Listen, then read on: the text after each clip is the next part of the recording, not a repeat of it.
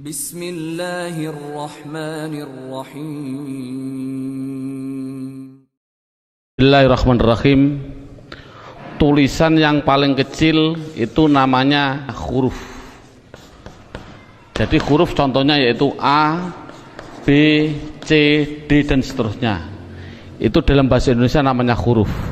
Dalam bahasa Arab itu namanya huruf. Jadi contohnya huruf yaitu alif, ba, ta dan seterusnya. Itulah namanya huruf. Kemudian di atas huruf yang kedua itu ada yang namanya dalam bahasa Indonesia namanya kata. Jadi kata itu apa? Kata susunan dari beberapa huruf yang mempunyai arti. Contoh, ada huruf S, A, Y, A, saya jadikan satu, itulah namanya kata. Ada M, ada A, ada K, ada A, ada N, saya jadikan satu, namanya kata. Ada R, ada O, ada T, ada I, namanya roti, itu namanya kata. Dalam bahasa Arab itu namanya kalimah. Jadi kalimah yaitu contohnya ana, kumpulnya hamzah, nun, alif, itu namanya kalimah. Akulu, itu namanya kalimah. Al-khubza, itu namanya kalimah. Jadi persatu-satuannya itu namanya kalimah. Di atas kata dalam bahasa Indonesia itu ada yang namanya kalimat. Jadi kalimat itu apa? Susunan dari huruf ini dijadikan satu. Saya makan roti dijadikan satu, itu namanya kalimah, kalimat. Dalam bahasa Arab itu ada yang mengatakan kalam, ada yang mengatakan kalim, ada yang mengatakan kaul, terserah. Metode ini adalah yang penting adalah menganalisa, mendeteksi tulisan Arab yang namanya kalimah. Itu pendahuluan. Sekarang dalam buku ini, metode ini ada beberapa bentuk. Yang pertama menggunakan yang namanya buku panduan, dan yang kedua harus menggunakan silabus, yaitu urut-urutan metode belajar mengajarnya seperti ini. Sekarang setelah anak sudah mengetahui bentuk tulisan, sekarang naik yang poin yang inti, yaitu dalam buku buka halaman 1 yang judulnya yaitu kalimah. Makanya tadi saya bilang yang terpenting anak bisa mendeteksi kalimah.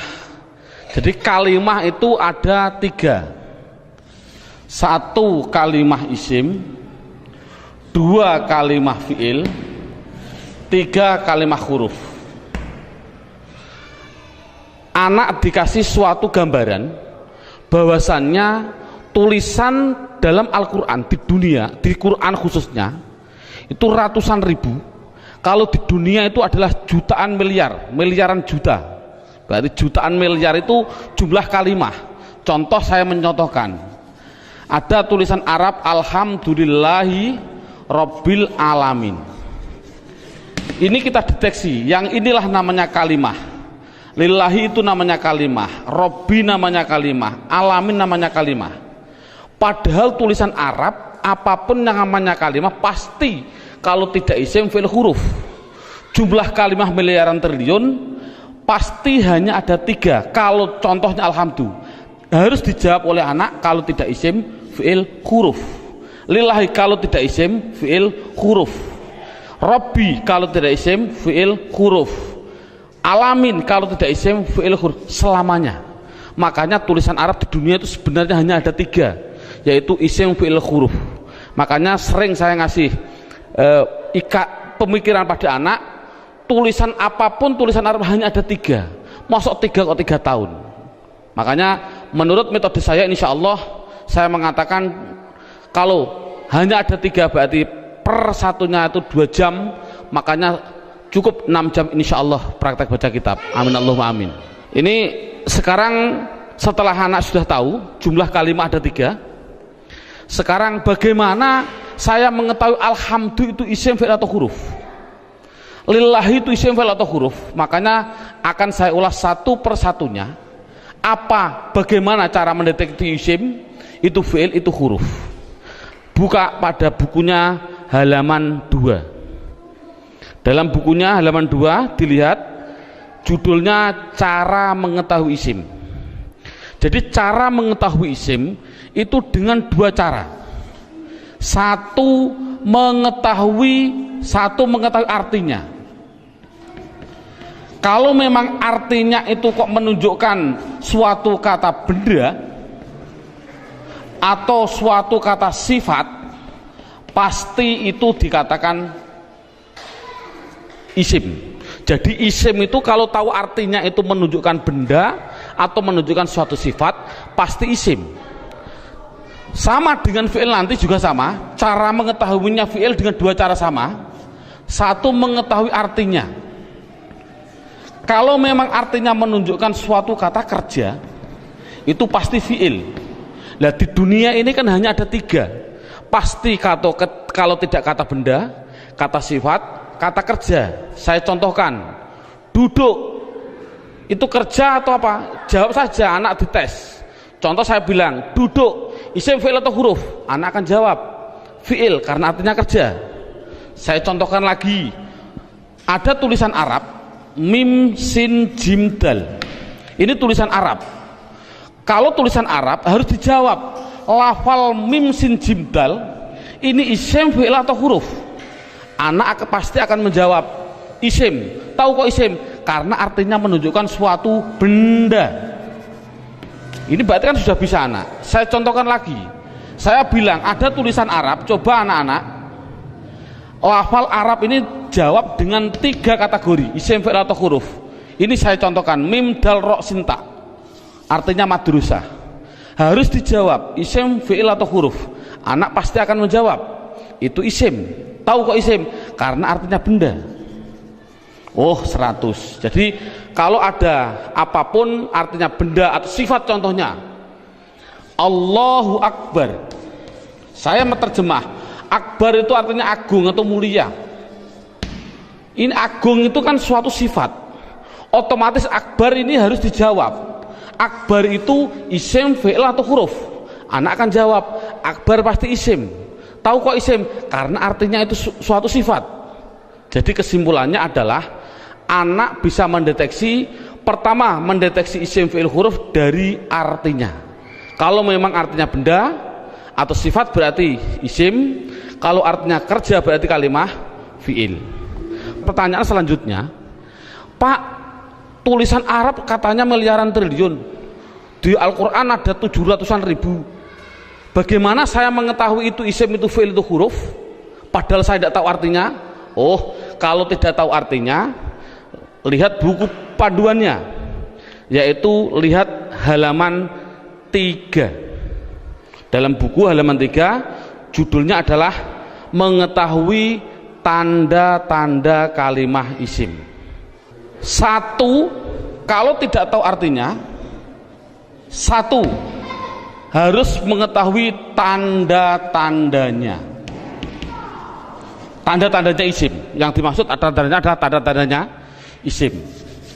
Apa tanda-tandanya isim? Buku halaman 3, 1 yaitu dimasuki tanwin. Tanwin itu berarti baik tanwin dhammah, tanwin fathah, tanwin kasroh. Saya contohkan, hasibun, isim fi'il atau huruf? Isim. Tahu kok isim? Karena ada tanwin. Untuk anak kecil mungkin kelas 5 diniyah, tanwin itu pasti di belakang. Tulis saja, disuruh di belakang. Bukunya tambah situ silahkan. Yang penting tanwin pasti di belakang. Baik tanwin dhammah, tanwin kasroh, tanwin fathah. Saya contohkan, hasibun. Ini tulisan Arab, harus dijawab isim, fi'il atau huruf? Artinya apa? Saya nggak tahu. Kalau tidak tahu ini harus dijawab isim. Mengapa ke isim? Karena ada tanwinnya. Saya menulis lagi, sohi bin, isim, fi'il atau huruf? Isim. Tahu kok isim? Karena ada tanwinnya. Berarti anak sudah bisa mendeteksi, yaitu tanda-tanda yang pertama kalimah isim, yaitu dimasuki tanwin. Sekarang yang nomor 2, tanda-tanda isim yang nomor 2 itu kalau ada tulisan Arab depannya dikasih al, makanya dalam bukunya hanya dimasuki al, garis miring di depan.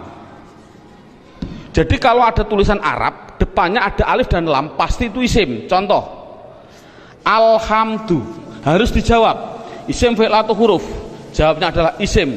Tahu kok isim? Karena dimasuki al. Ar-Rahim, isim fi'il atau huruf, isim. Tahu kok isim? Karena ada al. Dan seterusnya. Sekarang yang ketiga, tanda-tanda isim yang ketiga yaitu dimasuki yang namanya huruf jar. Huruf jar itu apa sih? Huruf jar itu adalah tertentu, lafalnya tertentu, yaitu ada tulisan itu berupa apa? Min, ila, an, ala, dan seterusnya. Di dalam buku sudah ada. Min artinya dari, ila artinya ke, an artinya dari, ala artinya di atas, dan seterusnya. Jadi kalau ada tulisan Arab dimasuki min, yang mana huruf jar itu pasti tempatnya di depan suatu kalimah, mesti itu adalah kalimah isim. Contoh, saya mencontohkan ada tulisan Arab, zahaba zaidun ila suq, zahaba zaidun ila suq. Anak saya tes satu persatu dulu. Zaitun, isim fi'il atau huruf? Isim. Tahu kok isim? Karena ada tanwinnya. Suq, isim fi'il atau huruf? Isim. Tahu kok isim? Karena dimasuki huruf jar yang namanya ila. Artinya apa saya suq? Tidak tahu, tidak penting. Ini kan tidak penting. Yang penting itu bisa mendeteksi itu pasti kalimah isim. Contohnya lagi, ada contoh yang namanya ada roja'a. Saya contohkan, roja'a kembali. Siapa yang kembali? Bakrun, siapa bakar? Kembali min dukan. Bakrun isim fi'il atau huruf? Jawabnya isim. Tahu kok isim? Karena ada tanwin. Min dukan itu isim fi'il atau huruf? Isim. Tahu kok isim? Karena dimasuki huruf jar min. Artinya apa? Tidak penting. Jadi makanya itu adalah tanda-tanda kalimah isim. Yang ketiga, yang keempat, tanda-tanda isim yang keempat di situ saya tulis. Saya hapus dulu. Tanda-tanda isim yang keempat yaitu dimasuki namanya huruf qasam. Qasam itu artinya sumpah. Qasam artinya sumpah. Di sini huruf qasam hanya ada 3, wawu, ba, ta. Untuk anak pemula jangan dicontohkan selain lafal Allah, jangan. Untuk pemula jangan. Contoh, wal asri. Asri ini adalah isim. Tahu kok isim? Karena ada wawu qasam. Tidak perlu sebenarnya. Yang penting itu adalah wawu qasam nanti. Contohkan saja wallahi. Berarti Allah itu isim karena apa? Dimasuki wawu ini. Itu aja masih bingung untuk anak didik. Jadi kesimpulannya qasam tidak begitu penting. Yang penting yang terakhir ini, tanda-tanda isim yang terakhir yang kelima, yaitu dimasuki yang namanya mamimu. Contohkan, ini contoh mamimu di sini dalam buku panduan. Di situ lihat halaman 65. Halaman 65 dalam bukunya dibuka.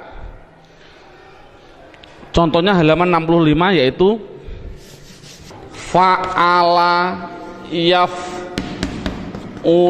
fa'lan wa maf'alan fahuwa fa'ilun wa dzaka maf'ulun. Saya ambil yang penting-penting saja. Uf'ul la taf'ul, maf'alun 2 kali ini, maf'alun mif'alun. Cara menerangkan pada anak bahwasannya fa'ala yaf'ulu fa'lan Ini adalah dalam bahasa pramuka namanya kata sandi. Kalau dalam bahasa komputer namanya keyword atau password. Atau password, katakan saja password. Passwordnya itu apa? Itu namanya fa'ala. Karena apa? Fa'ala itu adalah hitungan hanya ada 3. 1, 2, 3. Artinya tulisan Arab di dunia, saya tadi bilang miliaran triliun itu pasti dari 3 kata dasar. Saya bilang contoh, memukul, doroba, ini namanya 1, 2, 3. Duduk, jalasa, 1, 2, 3. Menolong, nasoro, 1, 2, 3. Inilah jadi tulisan Arab itu pasti 3. Contoh fa'ala, berarti saya contohkan di atas. Makanya anak, kalau insya Allah kalau anak desa biasanya sudah bisa. Ini namanya fa fi'il, ini namanya fi'il. Sebagai kata sandi namanya fi'il. Namanya fa fi'il, ain fi'il, lam fi'il. Jadi dot itu bertepatan dengan fa, namanya fa fi'il. Ro bertepatan dengan ain, namanya ain fi'il. Ba bertepatan dengan lam, namanya lam fi'il. Jadi pasti tulisan Arab miliaran triliun itu pasti dari 3 kata dasar, itu pasti. Jadi kalau dilihat nanti dalam tulisan Arab, yang dimaksud mamimu adalah ada tulisan Arab depannya ada mim, baik dibaca mi kasroh mi, atau dibaca mim dibaca fathah ma, atau ada tulisan Arab dibaca mu muslim. Kalau ada tulisan Arab depannya kok dikasih mim dan jumlahnya pasti 4, berarti kan 3 yang asli, mim lam sin asli, mim tambahan, lam fa lam ain fa asli, mim tambahan. Jadi kalau ada tulisan Arab depannya ada mim, baik dibaca ma atau mi atau mu, pasti itu kalimat isim. Contoh, muslim, isim fi'il atau huruf? Jawabnya adalah isim. Tahu kok isim? Karena dimasuki mu.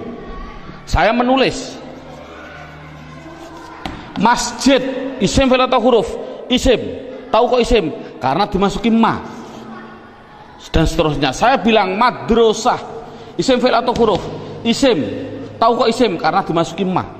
Jadi tulisan Arab kalau ada mim dibaca baik fathah, kasroh, dumah, itu pasti kalimat isim. Sekarang saya tambah sedikit suatu pengenalan.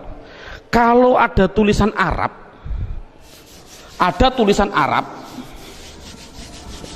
depannya saya kasih mi, contohnya mi dalam halaman 65, itu pasti menunjukkan suatu alat, pasti. Contoh saya contohkan, rowaha sama dengan fa'ala. Rowaha artinya angin. Coba kalau kasih mi bunyinya apa? Samakan dengan ini. Berarti mati hidup, hidup. Rowaha kasih mi bunyinya mirwahun. Jadi mirwahun artinya adalah, karena ada mi, artinya adalah alat angin. Apa alat angin? Kipas angin. Jadi kipas angin itu bahasa Arabnya adalah mirwah. Saya menuliskan lagi. Kalau ada tulisan Arab di belakangnya ada tak seperti ini, tak, pasti itu hanya tambahan, tidak akan asli, pasti tambahan. Contoh, satoro, satoro saya nulis artinya pinggir. Coba kalau kasih mi bunyinya apa? Mistorun. Tapi tak ada masalah lah. Mistorotun. Apa mistorotun? Penggaris salah. Yang betul adalah alat pinggir, yaitu penggaris sama. Jadi kan sama tujuannya, semuanya. Kalau ada tulisan Arab depannya dikasih ma, ada arti 2, yaitu mengartikan 2, namanya menunjukkan suatu tempat atau suatu waktu, menunjukkan waktu. Tinggal pilih kondisional. Untuk guru tolong hanya sebutkan saja pasti maf'a, karena nanti dalam pendalaman ada yang namanya maf'i ada, tapi tidak perlu dicontohkan pada murid. Yang penting adalah maf'a. Kalau ada lafal maf'ah pasti tinggal pilih menunjukkan tempat atau waktu. Contoh, darosa belajar. Coba kalau kasih ma bunyinya apa? Madrosun. Kasih tak aja lah, tidak masalah lah. Apa namanya? Madrosatun. Darosa belajar. Kalau madrosatun artinya apa?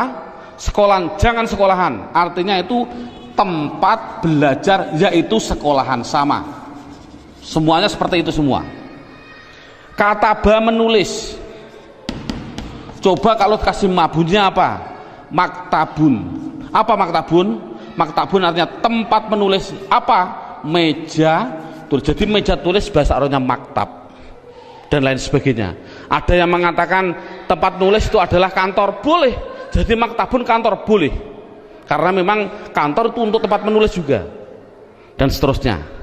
Setelah itu yang penting anak bisa mendeteksi kalimat isim. Ini alhamdulillah cukup sampai ini. Minimal anak bisa mendeteksi media harokat pasti isim. Karena apa?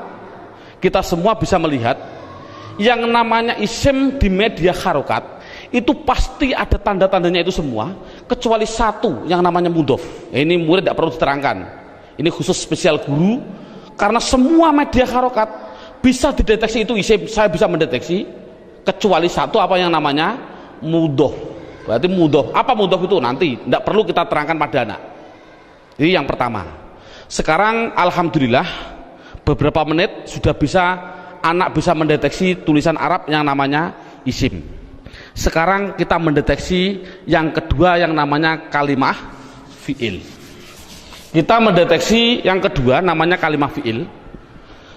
Tadi saya bilang kalimah ada 3 isim fi'il huruf. Isim mengetahui artinya, kalau benda sifat menunjukkan benda atau sifat berarti isim. Kalau tidak tahu artinya, mengetahui tanda-tandanya. Sama dengan fi'il.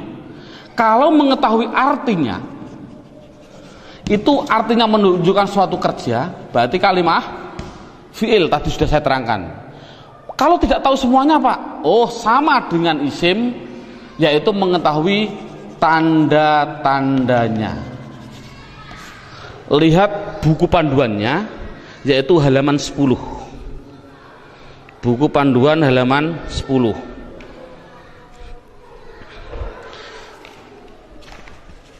Tanda-tanda kalimah isim. 1 dimasuki kot. Di situ saya 1 dimasuki kot. Dimasuki kot. Saya menulis, saya biar anak, karena anak kecil mungkin biar jelas, saya suruh di depan. Tempatnya itu di depan. Jadi kalau ada tulisan Arab kok ada depannya ada lafal kot, pasti setelahnya itu fi'il. Contoh, saya mencontohkan, Allahu Akbar, Allahu Akbar, qad qomatis sholah, qad qomatis sholah. Ini adalah lafal kot. Koma itu mau tidak mau harus saya jawab itu kalimat fi'il. Tahu kok fi'il? Karena dia dimasuki kot. Ini kan paling mudah.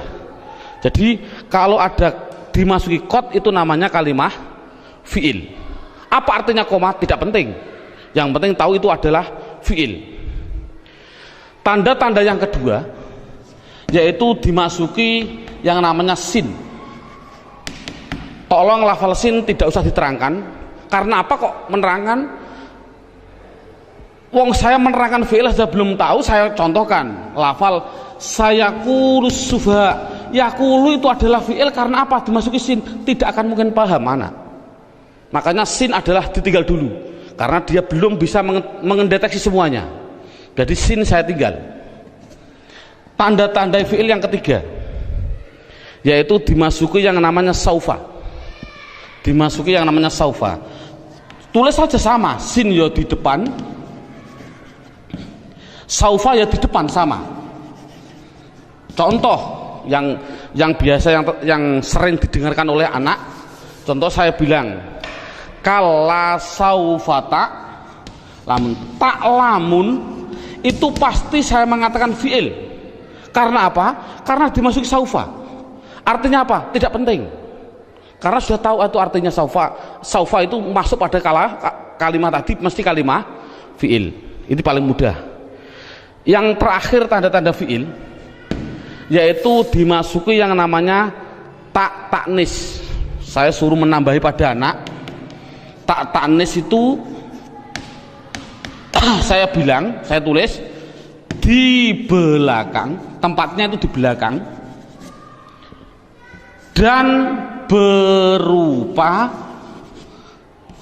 tak seperti ini yang mati. Orang Jawa bilang tak perahu lah. Jadi tak perahu. Nek ono tak perahu seperti itu pasti itu namanya kalimah fiil. Contohnya ini. Qad qomat as-shalah, aslinya itu adalah koma, itu fiil dengan dua tanda-tanda.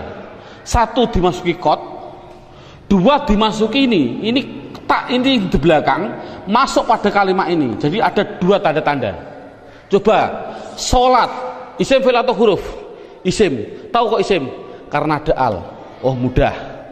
Namun sekali lagi ini mulai metode saya adalah nanti menggunakan yang namanya metode hantu.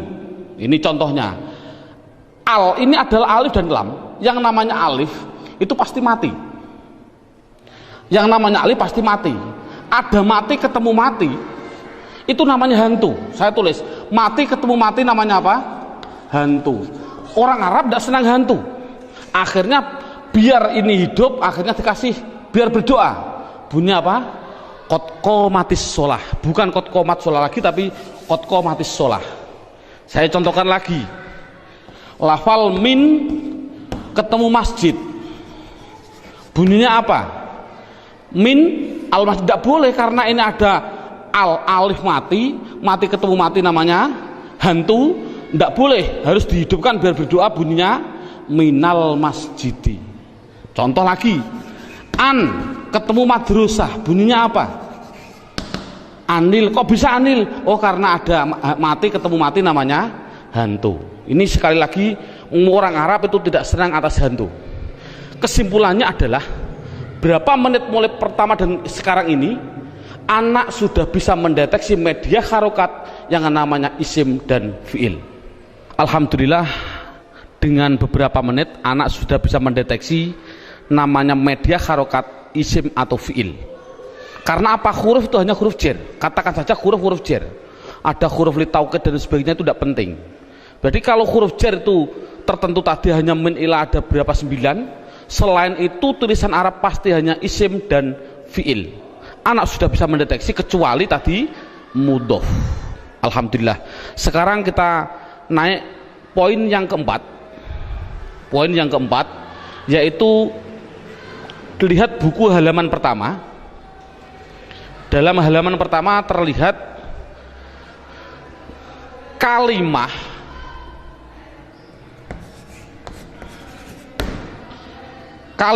isim, fiil, huruf. Ini ada gambar kalimah pasti butuh kepada yang namanya ini garis horizontal namanya perlu. Dalam bahasa Indonesia namanya perlu, bahasa Indonesianya orang Jawa namanya butuh. Butuh itu kemarin saya dari Sumatera, butuh itu artinya sama seperti di orang Kalimantan dakar. Naudzubillah, mohon maaf sekali bahasa kasar perlu.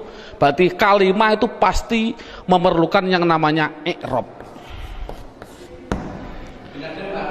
Halaman pertama dilihat, i'rab itu ada 4. Satu namanya i'rab rofa, 2 namanya i'rab nasab, 3 namanya i'rab jar, yang keempat yaitu namanya i'rab jazm.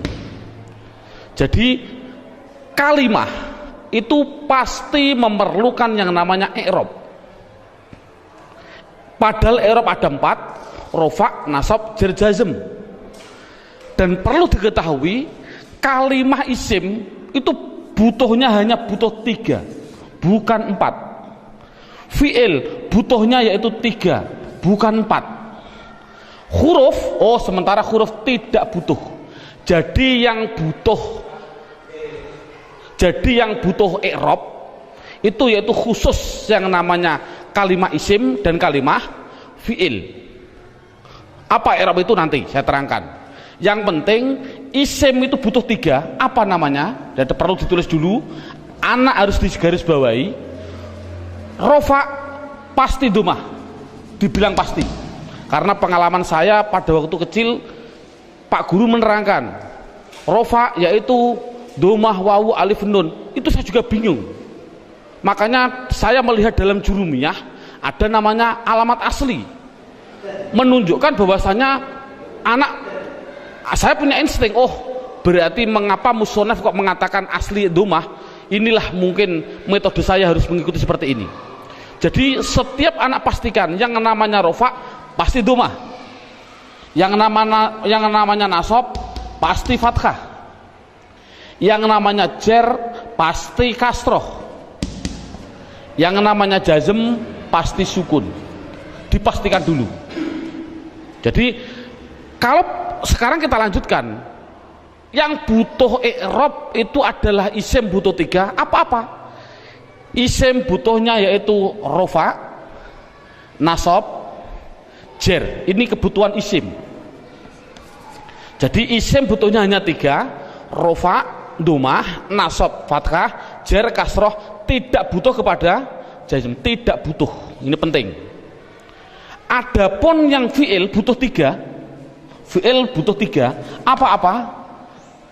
Rofa, nasab, dan jazm.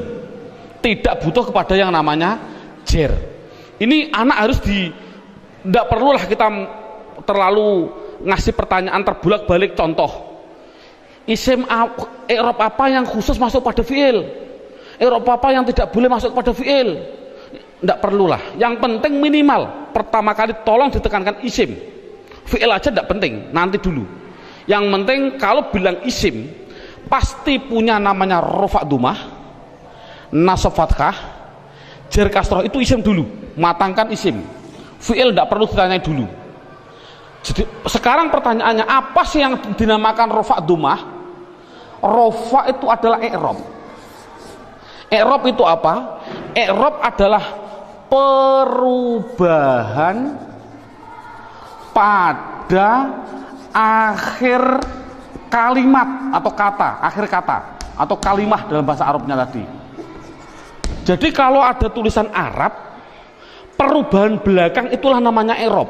Contoh saya bilang, ada tulisan Arab min sim jimdal, belakangnya itu, kalau ini kan kata benda, ini kan orang tahu kata benda. Kalau benda berarti kalimah isim. Kalau isim harus dijawab, pasti butuh perubahan belakang. Kalau dia rofa ya pasti dun. Apa rofa itu nanti? Pasti dun. Kalau dia nasab berarti pasti dan. Kalau dia jer berarti din. Makanya saya tadi bilang, yang namanya i'rab, khususnya ini, i'rab itu sama dengan nahwu. Contohnya lafal ini, don dan din. Inilah belakang, ini namanya nahwu. Adapun depan ada tulisan mim sim jim dal, bacanya apa? Masjid. Mengapa kok dibaca masjid? Mbok dibaca misjid saja. Inilah perubahan depan, itu namanya sorof. Jadi nahwu sama sorof itu harus gandeng. Mengapa terjadi sekarang ini guru nahwu, guru sorof sudah berlainan, itu sudah jauh, akan bertemu juga sulit. Karena satu kalimat membutuhkan 2 hal, yang namanya nahwu dan sorof. Jadi perubahan depan itu namanya sorof, perubahan belakang adalah nahwu. Jadi kesimpulannya lagi, ada kesimpulan ini, tolong nanti anak-anak harus dipahami. Yang namanya isim, yang namanya, saya ini kesimpulan, isim pasti butuh 2 hal belakangnya. Kalau ada al, kalau tidak ada al ya ditanwin. Itu prinsip. Jadi kalau ada tulisan Arab kok dia menunjukkan suatu isim, itu harus kasih tanwin kalau tidak ada alnya. Kalau ada alnya jangan ditanwin. Contoh, masjid ini kan tidak ada alnya, makanya saya balang dun dan din. Coba kalau saya kasih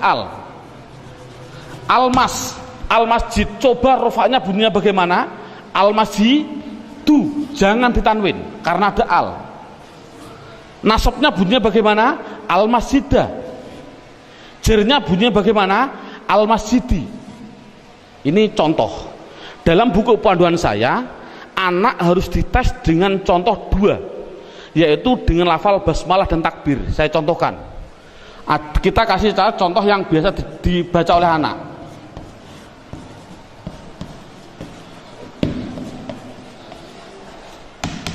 Dideteksi dulu isim fi'ilnya.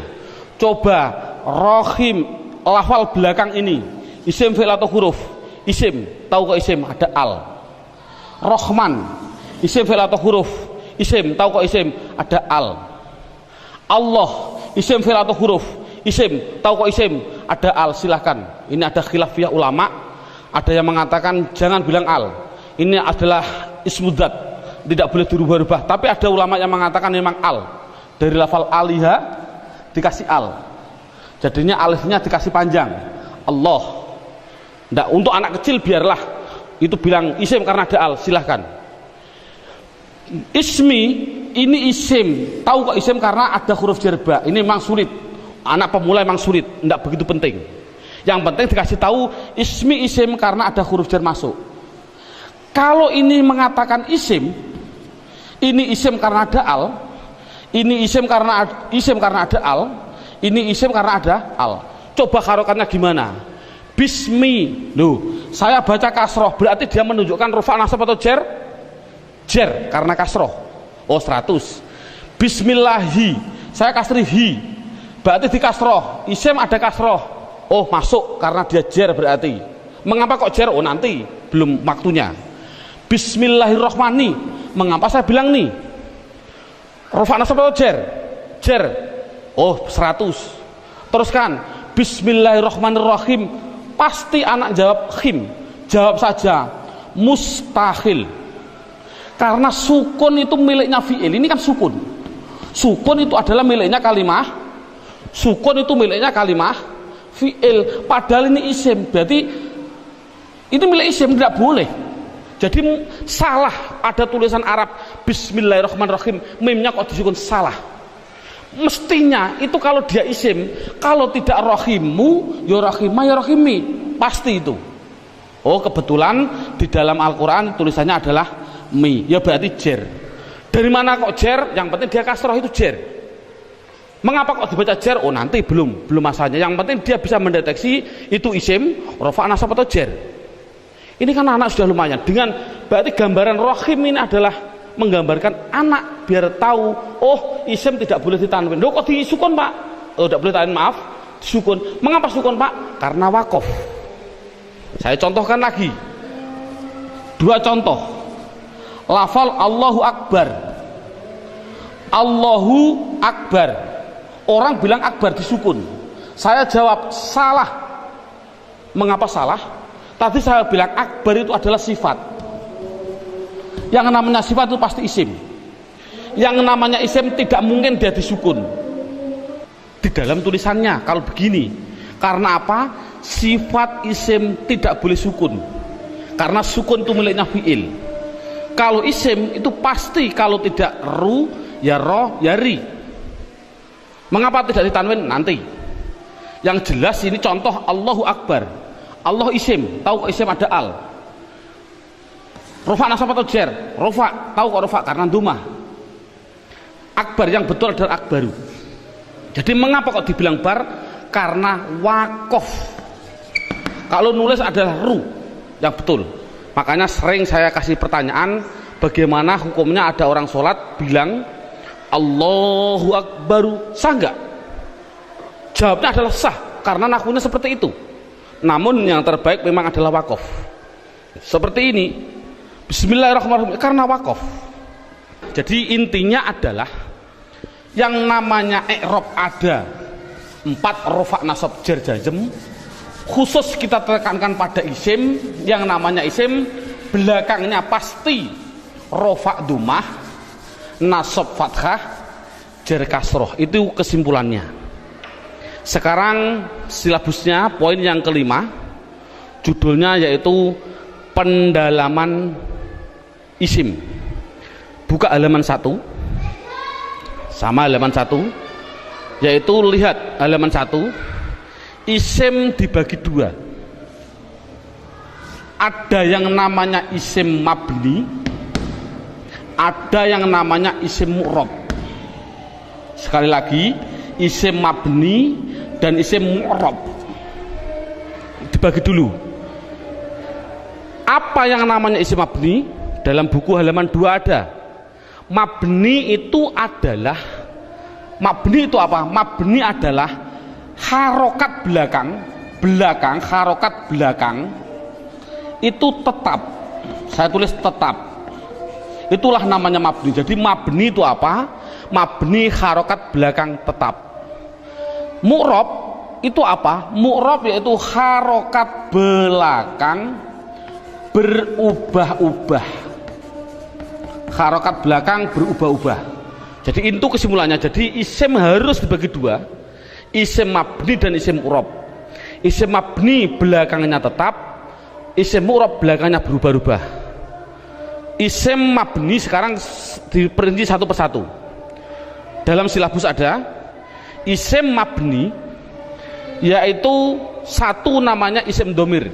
Saya tulis satu namanya isim domir. Tolong dalam hal ini anak tidak usah diperdalami. Yang namanya pada waktu pengalaman saya dulu kecil, Pak Guru bilang domir itu ada 2, seperti contoh seperti ini. Domir ada 2, domir baris dan domir mustatir.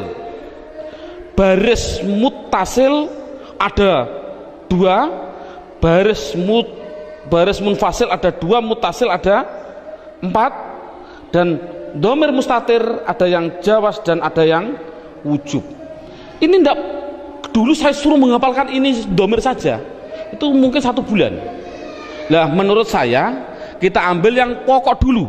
Dengan metode ini adalah metode saya bilang domir yang berupa domir baris munfasil rufa, yaitu pendalamannya dalam buku. Lihat halaman buku yaitu dilihat halaman 4. Halaman 4 dilihat judulnya isim domir. Di situ saya tulis yaitu lafal huwa, huma, hum, ya, huma, hunna, anta, antuma, antum, anti, antuma, antunna. Yang terakhir ana, nahnu. Jadi jumlahnya 14. 1, 2, 3, 6, 9, 12, 14, 13, 14. Jadi jumlahnya saya bilang isim domir adalah jumlahnya 14. Contohnya huwa, hum. Yang namanya domir itu adalah kata ganti. Dalam buku huwa itu kata ganti dari siapa? Kata ganti dari dia. Dia siapa? Dia laki-laki 1. Ini yang namanya goib. Jadi kesimpulannya huma kata ganti dari siapa? Dia laki-laki 2 yang goib. Hum kata ganti dari apa? Mereka atau mereka. Siapa mereka? Laki-laki 3 ke atas yang goib. Jadi kesimpulannya ini adalah namanya laki-laki. Ini berarti 1, 2, 3 ke atas ini perempuan. Tapi ini adalah semuanya adalah goib. Sekali lagi ini adalah goib. Berarti dia perempuan 1 goibah atau goib, goibah. Huma 2 perempuan goibah.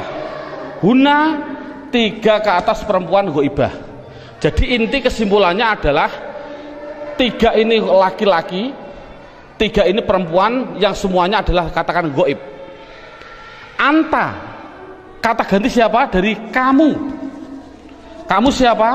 Kamu laki-laki 1 yang hadir.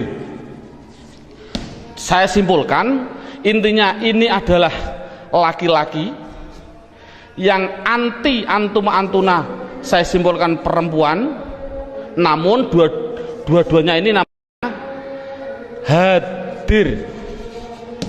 Namanya hadir. Ana artinya saya, nahnu artinya kita. Penjelasannya, mengapa domir dikatakan mabdi? Ini anak dijelaskan dengan 2 pendekatan. Contoh lafal huwa. Huwa itu kata ganti siapa? Dari dia. Dia 1 orang laki-laki, 1 orang Inggris. Kata gantinya juga dia. Tetap inilah akhirnya wa. Selamanya akhirnya dibaca wa. Makanya dikatakan mabni adalah belakangnya tetap, yaitu tetap dibaca fathah. Dia orang Amerika, ya sama tetap wa. Orang Indonesia, ya tetap wa. Jangan mentang-mentang orang Indonesianya orang pendek-pendek terus dibilang wi. Kalau orang Arab orangnya tinggi-tinggi wu, enggak boleh. Kesimpulannya adalah selamanya pasti akhirnya tetap berupa yang namanya wa. Itu pendekatan secara logika. Pendekatan secara nahwiyah walaupun salah, karena walaupun salah, contoh huwa dia dibaca rofa ya tetap huwa. Dia karena isim kan dibaca nasab ya tetap huwa. Dibaca jar ya tetap huwa. Sekali lagi untuk seorang guru, cara menerangkan seperti ini walaupun salah, kan tidak mungkin huwa itu adalah domir rofa, kok bisa nasab. Itu contoh seorang guru, ini penting untuk seorang guru. Ngomong ini permasalahannya, pengalaman saya keliling, pertanyaan saya itu rata-rata di dalam hal ghaib dan hadir. Saya bilang, apa sih artinya ghaib dan apa sih artinya hadir? Rata-rata orang mikir ghaib adalah tidak ada orangnya, hadir adalah ada orangnya, padahal salah. Pengertian ghaib adalah tidak diajak bicara, walaupun ada di sampingnya. Samping saya ada namanya Zaid. Ada orang tanya, Pak Zaid mau ke Semarang kok, bilang pada saya, padahal di samping saya ada Zaid. Ini namanya hadir atau ghaib? Ghaib, karena orangnya bicara sama saya, bukan pada Zaid. Jadi kata gantinya pada Zaid adalah wa. Ini menunjukkan artinya ghaib, yaitu jangan diartikan tidak ada orangnya, diartikan apa? Tidak diajak bicara. Kalau hadir ya berarti diajak bicara. Itu kesimpulannya adalah mabni harokat belakangnya tetap selamanya. Contoh mereka selamanya mesti hum, disukun selamanya. Jadi saya tulis di situ pertama isim domir mabni jumlahnya adalah 14. Buka seterusnya bukunya halaman 5.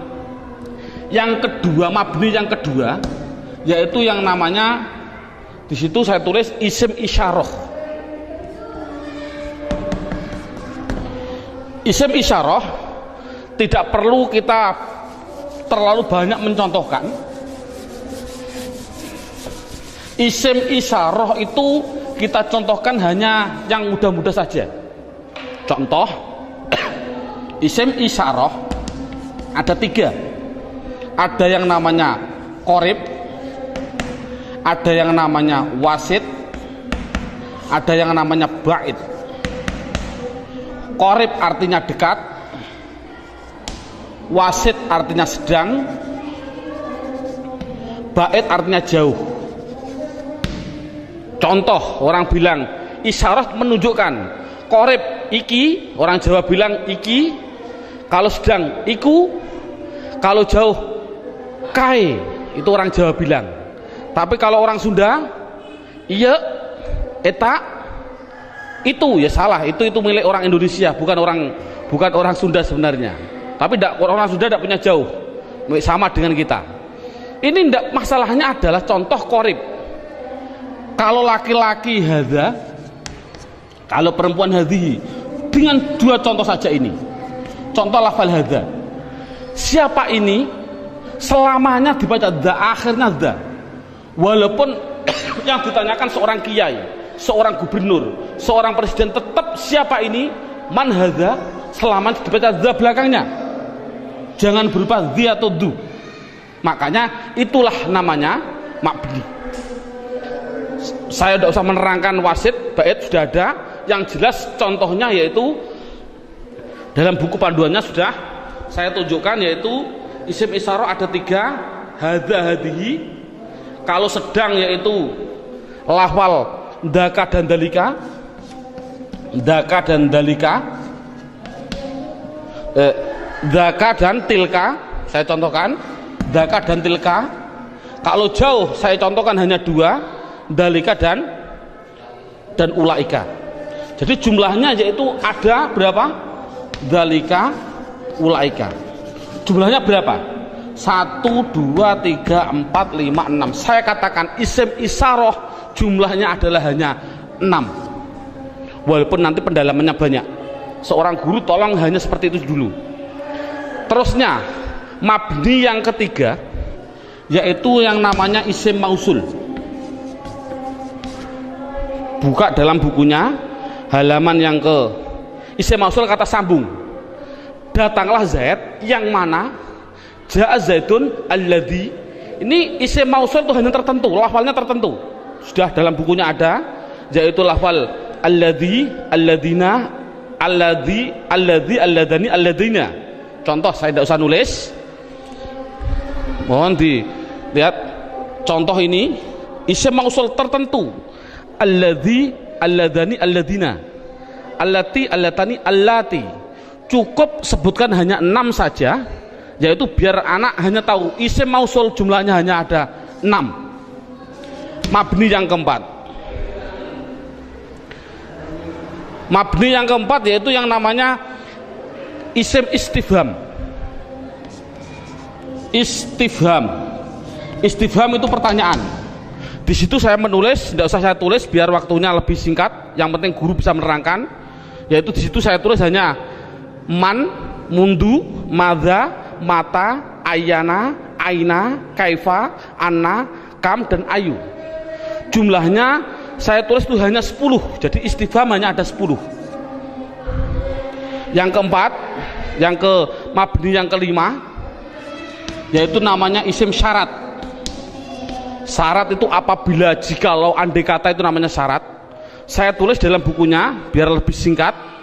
Lafalnya tertentu.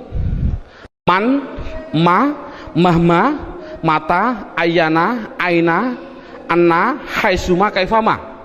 Jumlahnya yaitu hanya ada 9. Yang terakhir yang nomor 6, yang namanya isim fi'il. Ini loh, namanya isim fi'il. Kadang-kadang orang bingung. Di situ ada isim fi'il madhi, isim fi'il mudhari, isim fi'il amar. Yang penting contohnya saya bilang isim fi'il amar, isim fi'il amar. Contohnya lafal amin, amina. Ini dikatakan dia bukan isim, bukan fi'il. Dikatakan isim fi'il. Mengapa kok isim fi'il? Tidak usah kita, anak tidak usah dikasih jawaban, kasih alasan, tidak usah. Yang penting isim fi'il itu lafalnya tertentu. Lafalnya itu hanya ada 9. Begitu. Berarti anak yang penting tahu. Contohnya seperti ini.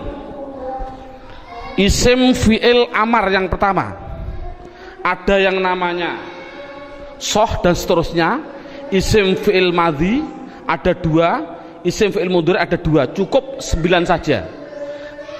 Inti kesimpulannya, isim mabni itu jumlahnya adalah 14, 6, 6, 10, 9, 9, jumlahnya adalah 54. Padahal tadi saya bilang tulisan Arab yang namanya isim di dunia jumlahnya kalimat isim adalah 1 miliar triliun. Itu jumlahnya tulisan Arab di dunia itu 1 miliar triliun. Kalau isim jumlahnya miliaran triliun dibagi dua, mabni dan mu'rob. Yang namanya mabni yaitu 54, selainnya pasti mu'rob. Kesimpulannya, isim mu'rob adalah yang tidak berupa mabni. Saya mohon maaf untuk seorang ustadz, seorang guru. Dulu pada waktu saya masih kelas 1 sanawiyah sudah diajarkan oleh alfiyah, padahal saya belum memahami betul. Saya ditunjukkan contohnya huwa, isim domir. Isim domir huwa itu dikatakan mabni karena apa? Karena yang namanya mabni adalah serupa dengan huruf. Mu'rob tidak serupa dengan huruf. Jadi yang namanya mabni serupa dengan huruf. Serupa di dalam apanya? Ada sibah wat'i, sibah iftikori, sibah. Tidak perlulah kita sementara, nanti dulu. Yang penting anak bisa, yang namanya mabni pasti tertentu lafalnya, dan dia pasti serupa dengan huruf. Makanya tidak usah kita menjelaskan alasan-alasan dulu, biarlah nanti seorang ustadz kalau dia sudah belajar alfiyah. Ini metode awal. Jadi saya simpulkan, kalau tulisan Arab yang namanya isim jumlahnya 1 miliar triliun, mabni 54, berapa jumlah mu'rob? Jumlah mu'rob ya miliaran triliun dikurangi 54. Kalau kita nulis persen, ya mungkin 0,000 nafas hampir habis baru 1%. Jadi anak mudah. Isim domir ada 14, isim isyarah ada 6. Contoh, alhamdu, isim fi'il atau huruf? Isim. Tahu kok isim? Ada al. Kalau tahu isim harus dijawab, dia masuk kategori mabni atau mu'rob, harus dijawab. Jawabnya apa? Anak dibilang ini pasti mu'rob. Karena apa kok mu'rob? Karena lafal alhamdu tidak ada pada mabni yang jumlahnya 54. Itu kan paling mudah. Berarti semua tulisan Arab kalau tidak ada di 54 ya pasti mu'rob. Berarti mu'rob miliaran triliun. Jadi makanya anak suruh menghafalkanlah. Arti tidak perlu nanti dulu. Yang penting anak bisa mendeteksi. Itu adalah mabni, jumlahnya 54, apa-apa, huwa, dan seterusnya. Isim isyarah tak dihafal, isim mausul hafal. Selain itu pasti mu'rob. Contoh lagi, alhamdulillahi rabbil alamin. Isim fi'il atau huruf? Isim. Tahu kok isim? Ada al. Kalau isim, jawab mabni atau mu'rob? Itu pasti, pertanyaan itu harus. Jawabnya adalah mu'rob. Tahu kok mu'rob? Karena tidak ada di mabni, gitu saja. Paling simpel. Mengapa kok mu'rob? Karena tidak ada di mabni. Insya Allah anak akan bisa. Berarti bisa mendeteksi media harokat itu isim, mabni atau mu'rob. Semuanya. Mulai dari bismillah, mu'rob karena tidak ada di mabni. Bismillahi Allah, mu'rob karena tidak ada di mabni. Bismillahirrahman, Rahman mesti mu'rob karena tidak ada di mabni. Rahim mu'rob karena tidak ada. Mudah. Jadi anak sudah bisa mendeteksi itu mabni dan itu mu'rob. Sekarang pendalaman yang terakhir, pendalaman isim yang terakhir yaitu di dalam hal mu'rob. Dalam buku panduannya lihat halaman 8. Lihat halaman 8. Halaman 8 sudah tertulis, saya tulis di situ. Halaman 8. Halaman 8 sama halaman 1 sama. Sekali lagi, halaman 8 dan halaman 1 adalah sama. Yang namanya mu'rob itu tadinya ada 6. 6 jumlah total 54. Sekarang enggak, yang namanya mu'rob 1 ada yang namanya mufrad, 2 ada yang namanya tasniyah, yang ketiga ada yang namanya jamak mudzakkar salim, yang keempat ada yang namanya jamak muannas salim, yang kelima, nah ini saya batasi cukup mu'rob yang penting anak bisa 4, mufrad tasniyah jamak mudzakkar salim jamak muannas salim. Yang kelima sampai yang ke-9 tidak penting. Sekali lagi metode ini adalah tidak penting. Karena apa? Karena mu'rab yang 4 ini itu sudah mendominasi dalam tulisan Arab. 80% dari tulisan Arab itu pasti terjadi dari 4. Makanya anak harus ditekankan di dalam 4 tadi. Berarti sekali lagi, mu'rab yang jumlahnya miliaran triliun dikurangi 54 itu harus dimasukkan di antara 4 ini. Berarti di antara 4 ini mufrad, tasniyah, jamak mudzakkar salim, jamak muannats salim. Sekarang anak diterangkan apa sih yang namanya isim mufrad. Lihat ini, mufrad itu bahasa Arab. Artinya apa mufrad? Artinya satu. Baik dia seorang laki-laki atau perempuan, pokoknya satu, itu nama bahasa Arabnya mufrad. Tasniyah itu bahasa Arab. Apa sih artinya tasniyah? Tasniyah itu artinya 2. Baik dia seorang laki-laki atau perempuan. Yang ketiga namanya jamak mudzakkar salim. Jamak itu artinya banyak, banyak itu artinya 3 ke atas, 3 plus. Mudzakkar artinya laki-laki, salim artinya selamat, berarti laki-laki yang selamat. Ngonoke selamat cara jayane. Yang keempat, jamak muannats salim. Jamak artinya 3 ke atas, muannats artinya perempuan, salim selamat. Jadi sementara anak dites dengan bahasa Jawa atau bahasa Indonesia, disuruh mengarabkan. Contoh saya bilang, coba saya bilang 2 buku itu mufrad atau tasniyah atau jamak mudzakkar salim atau jamak muannats salim? Jawab tasniyah. Tahu kok tasniyah? Karena artinya 2. Saya bilang 5 bakar, mufrad, tasniyah atau jamak mudzakkar atau jamak muannats? Jawab jamak mudzakkar salim. Karena apa? Artinya 5, 3 ke atas, zaid adalah, bakar adalah laki-laki. Jadi anak sudah bisa dites dengan bahasa Jawa, disuruh membahasa Arabkan. Contoh sekali lagi, 2 zaid tasniyah, 5 bakar jamak mudzakkar salim, 10 hindun itu perempuan, jamak muannats salim.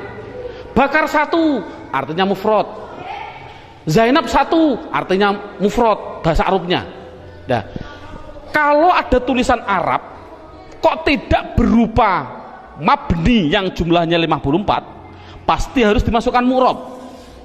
Kalau mu'rab harus dimasukkan di antara 4 ini, harus apa mufrad, apa tasniyah, apa jamak mudzakkar salim, apa jamak muannats salim, pasti harus masuk semua tulisan mu'rab. Contoh, nah ini bagaimana saya mengetahui Pak tulisan Arab itu mufrad, tasniyah, jamak mudzakkar salim, jamak muannats salim? Lihat bukunya halaman 8. Kalau ada tulisan Arab,